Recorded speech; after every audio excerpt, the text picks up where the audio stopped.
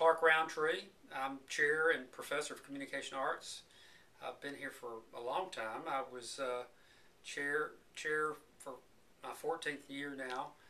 I have been here almost 20 years.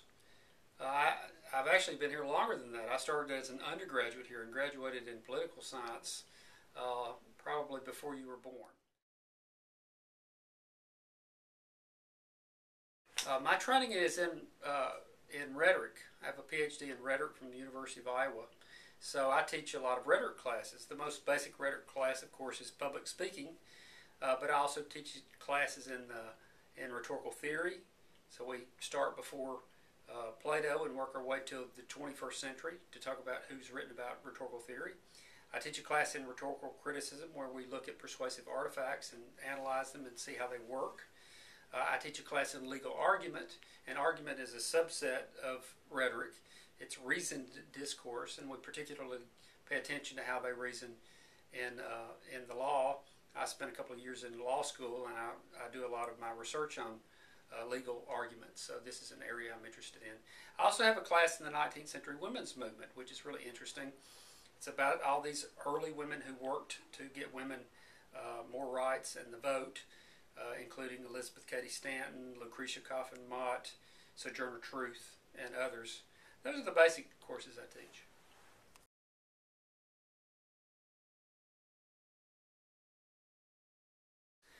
My research grows out of my study of rhetoric, and primarily I have two areas I work in.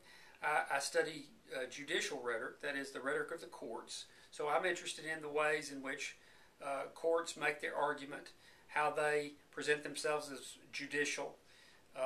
That started with my study of corporate criminal liability in my dissertation, where I showed that how corporations weren't capable of engaging in criminal actions, and I show how the courts in the 19th century constructed them as actors who could engage in that. Subsequently, I published a number of things on judicial rhetoric. For example, in the Quarterly Journal of Speech, I have an essay on Korematsu versus United States, which is the Supreme Court decision that said it was constitutional for the government to intern 120,000 Japanese Americans after Pearl Harbor.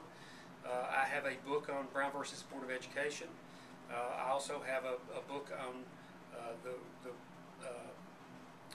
Bush v. Gore, the decision that ended the election in 2000, which is a 500-page treatment of that. My current project is I'm working on a book on overruling opinions of the Supreme Court. My second area is political rhetoric, and I'm interested in how politicians construct themselves. So I have an early essay on Bush 1, President Bush, H.W. Bush, and how he lost his re-election bid in 1992. I also have a couple of books on George W. Bush. One is a biography that I was asked to write, and another is a really odd piece called The Chameleon President, which is my 11 constructions of how people have viewed George W. Bush, and these constructions are very different, and it shows the rhetoric of motive construction and how that can be understood. I'm currently editing a 2-volume set on political discourse and problems in political discourse. It's called Venomous Speech. It should be out from Prager in 2012 or maybe 2013. This is a collection of about 20 essays by leading scholars and some graduate students writing about problems in political discourse.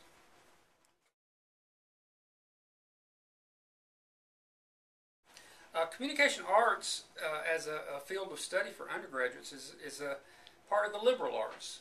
That's why we're in the College of Liberal Arts. And a lot of parents think, oh, what does that mean that they really don't have any job opportunities? Well, actually, you should look at it a different way. Students who go into professional fields, like accounting or nursing or engineering, they know when they get out they're going to be an engineer or a nurse or an accountant. The problem is, what if there aren't any of those jobs? That's what they're trained to do, those specific things. Liberal arts students, on the other hand, aren't trained to do something narrowly specific. They're broadly trained to think, to be effective writers, to be effective oral communicators, to solve problems.